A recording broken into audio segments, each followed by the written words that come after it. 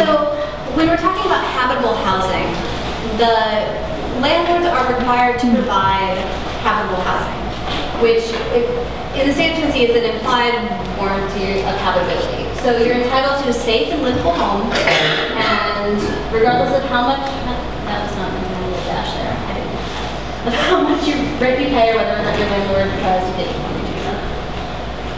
Basic important items like a roof that keeps out rain and snow, hot water, heat, sturdy floors, walls that aren't going to collapse. So this isn't as much of a protection as you think it is. It's just basic structural elements. It's maintained common areas. If you're living in an apartment complex, the common areas can't be full of trash. It's hot and cold water. It's trash receptacles. And they're required to do an extermination before you move in, but not after, unless it's more than 4 units in one building. So roof leaks are required to be? Yes. Yeah. No, if you're in the place for months and still pulling out buckets when it rains, they have breached their implied warranty of habitability. And yeah, the problem is, and this is one of the main issues in landlord-tenant law. If anyone has, like, besides security deposits when you leave, the main problems that arise are these small repairs. Big repairs they have to do. The implied warranty of habitability does not cover all housing code violations.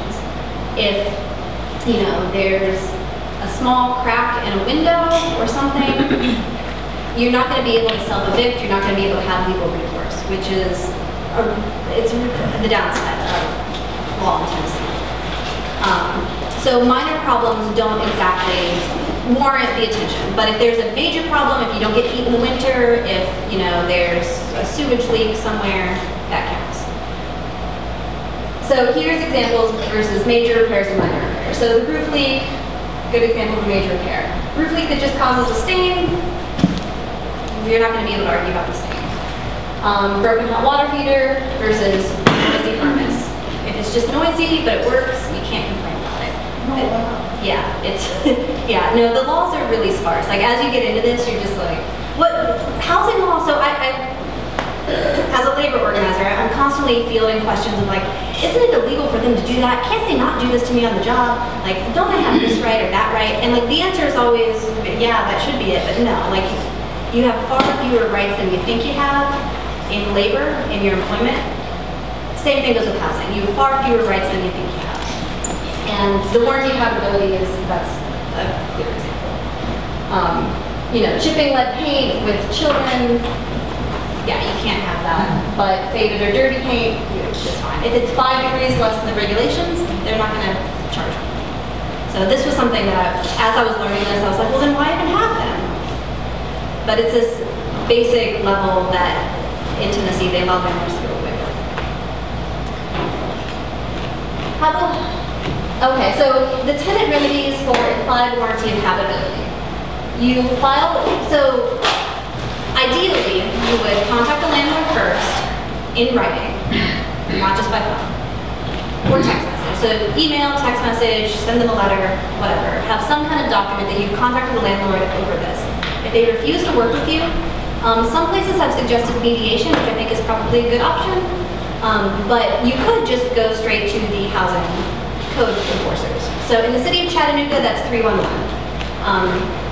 There are two separate, under economic and community development, there are two separate parts of the city that deal with code enforcement. The part that's run out of DRC, the Development Resource Center, that deals with new building stuff. So people who are current renters go through the neighborhood services. The practice is you call 311, you wait forever to get an operator, and then you tell them about the violation of housing code, which we'll discuss that in a little bit. And you would just tell them, I'm living in a house and the floor collapsed. And then they will put in their spreadsheet that a housing inspector has to contact you within 3 days. So once you call 311, you're in the system. You'll be contacted and then by a housing inspector, and then they'll visit you. You have to be home when they visit, and once a housing inspector comes into your home from the city of Chattanooga, they will inspect for everything. So they'll look for all of the housing code violations and then issue a letter to the landlord. The landlord will then be given a certain amount of time to fix it, depending on the severity of the breach. So, you know, it could be 14 days, it could be 30 days. At the end of that time period, if the landlord hasn't fixed it, then they're going to be taken to general sessions court, and you would have the option of self-eviction. So you could break your lease without any penalties at that point. Yeah, you know, I think basically fines, what are the fines when the landlord goes? I'm thinking they're not very high. So when you said that, I should have looked it up yesterday. I think it's $25 a day. Yeah. But I mean, that's per day. So like that adds up. It's in their best interest to fix it. If the housing repairs that they estimate are more than 50% of the value of the home, they'll condemn the home. So that's, you know, something. And some of these, like the housing violations, like if you have a beam, it can't be more than 1/3 load. So, you know, this is sort of, if you run the risk of being in a situation where you report a housing violation and then they condemn the house if you live in a house that is on the But that said, if your landlord is that bad, like these codes need to be enforced. Something that I did learn when I was talking to the housing inspector people, if you're currently in another process, so if you're currently in eviction proceedings with the landlord, they won't pursue the housing code violation, which to me is insane. And I was like, did I understand that right? And I had this conversation with the woman, and she was like, yeah. If the landlord's trying to evict you and you say, hold up, like this house is falling apart, I'm going to call them. They will stop any housing inspection, and then they'll let your eviction go through, and then they'll basically drop the case when someone else brings it up. So, the moral of the story is, if this is a situation that you're anticipating, it's a good idea to file with this. Like if it's getting really tense and like your landlord's not working with you and things are kind of falling apart and you went out anyway, make sure you get through that one first. How does like eviction work with like your security deposit? Are you like automatically forfeiting it if your landlord is like forcing you to move out, or like how does that work? It would depend on why they're forcing you to leave. In eviction, so if you have a month-to-month lease, then you would be able to get your security deposit back if you're not behind. So if eviction's for late rent, then they have the ability to keep your security deposit in lieu of payment of rent. Okay. But if it's for violating some part of the code, they can use your security deposit to fix the violation. But those are two separate proceedings. So whether or not they can keep your security deposit is independent of whether or not their eviction process is happening. Okay. I mean, they could be connected, of course. So there's an exception for owner-occupied. So if it's one guy and he just owns a duplex and he lives on the other side of it, then the laws are a little bit different. If you have a person who is renting, has more than 3 units that they're renting, then they're in the business of renting homes and everything applies. I didn't do that much research into the differences, so that's a good question that just kind of keep in the back of your mind. But if you're dealing with one landlord who has one house, or if they live on the other side of the duplex, laws are a little bit different. Not completely different, I mean, you still have all these duties, but the enforcement's a little bit different. But thank you, like I should say that. So they could have 3 units and not really be held to a lot of these things. Yeah. Kind of see now. It's a fun place. I mean, but the thing is, like, to not be held to, like, for example, fair housing. So if you have 3 units, you live in one of them, and you're just renting out 2 other places, you're not technically required to follow FHA. However, if you advertise illegally, you'd be subject. So you can't advertise it, you can't like put it on Craigslist or the internet or anything. Or have a rental obligation. Right, exactly. So most people fall under it, but they're like very specific. Like they have one house and they don't advertise it to anyone or rent it to like their cousin. Yeah, like word of mouth. Right, exactly. All right. Legal written agreement. This is our discussion earlier about the agreement cannot waive the landlord's responsibility to make precise premise habitable. I was tired when I was typing this part. Require tenant to give up rights under the statute or have any other illegal terms. And you can't fail to include the required disclosures. So the required disclosures are these two basic things. It's you have to know who owns or manages the property, so you have to know who to send your check to. And you have to know that it has to be in the agreement that within 30 days of the end of your lease, they have the right to give you 24 hours notice to enter the premises to show it. So one of the places I lived in Chattanooga, I was constantly having this fight. Like I left, it was like a 6-month tenancy, and she was always calling me being like, I'm gonna have someone over in an hour. I'm like, no, you're not. Like I have a 24-hour limit. So that has to be in there. So Tennessee has a couple different parts of the statute that prevents retaliation if you try to exercise your rights under law. It's illegal to retaliate, for example, by raising rent or trying to evict someone because they're complaining about unsafe living conditions. But it's really important that to avoid problems that you establish a good paper trail to document how you approached all problems and other important facts of the situation. And everywhere, and everyone kind of just knows this, it's rare to have a tenant who asserts their rights and doesn't get landlord payback in some way, in the form of like petty harassment or rent hike or trying to terminate. So I mean, like, it gets really dicey, and like that's one of the challenges with dealing with housing law is like you're talking, it's a very like unequal balance of power. You're talking to a landlord who, sure, it's illegal for them to retaliate against you, and we can point to the laws that say that. But ultimately, you have to be able to prove that they're retaliating. And if they say the market's going up and I'm going to raise rent anyway, you need to be able to counter and say, no, they're not doing it in their other units. It happened right after I complained about my water not working. So it's really it's the burden of the tenant to really establish that timeline. So the state laws. I have a question. Would the General Sessions Court see like evidence, like a state court would, like if it's inadmissible by law, would it be inadmissible in the court in terms of like, say, a recording device, Hearsay. something like that? Yeah. Well, so I mean, as Yeah. opposed to legal, where like you can use recording devices with the NLRB and they won't care, that type of thing. yeah, under Tennessee law, just as kind of, this is not legal advice, but I happen to know this because of my job. You can record conversations as long as one person in the conversation knows that it's being recorded. So, yeah, so for example, you can't put a recording device in your room, leave the room, and try to get 2 other people's conversation. That's illegal. What's not illegal is if you have something on you that records the conversation, you know you're recording, the person you're recording doesn't have to. So that's legal under Tennessee state law, and I would imagine, and this would be a better question for someone who actually practices in court, but I think it's probably this. At any rate, you know, it can help refresh your memory when you're writing notes.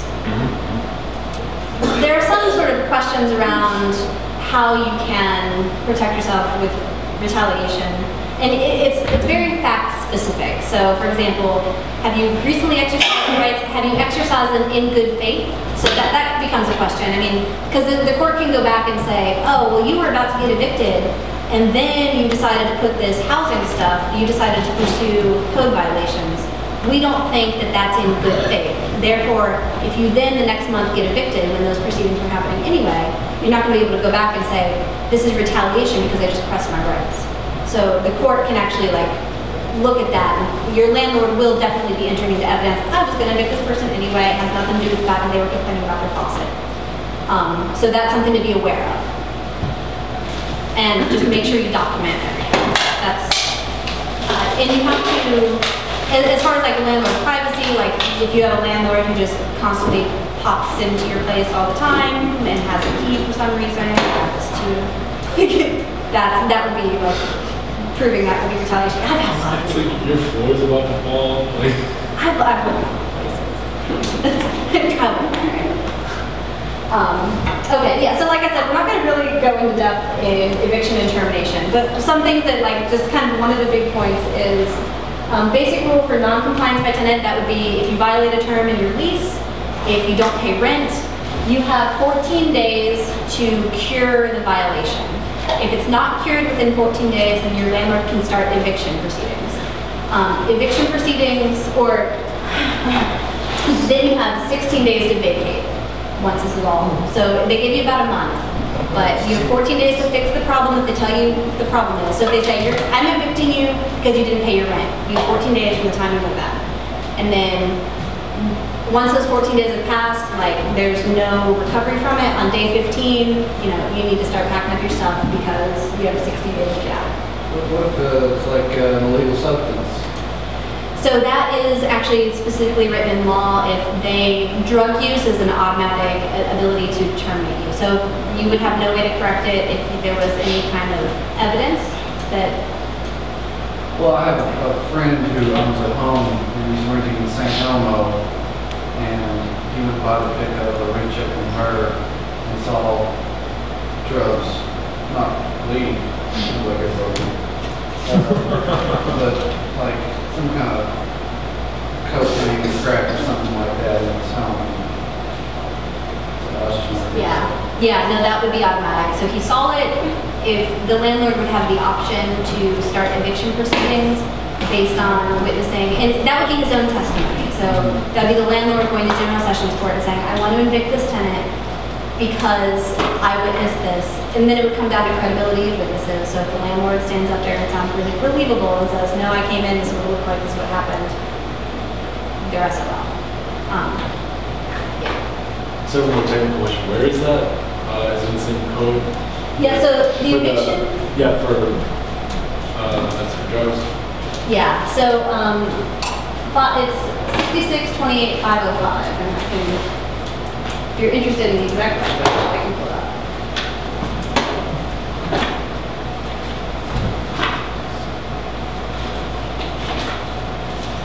Let's see.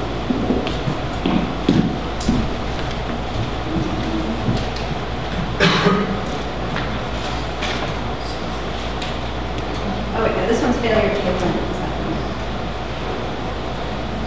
The last line, it says that it's not.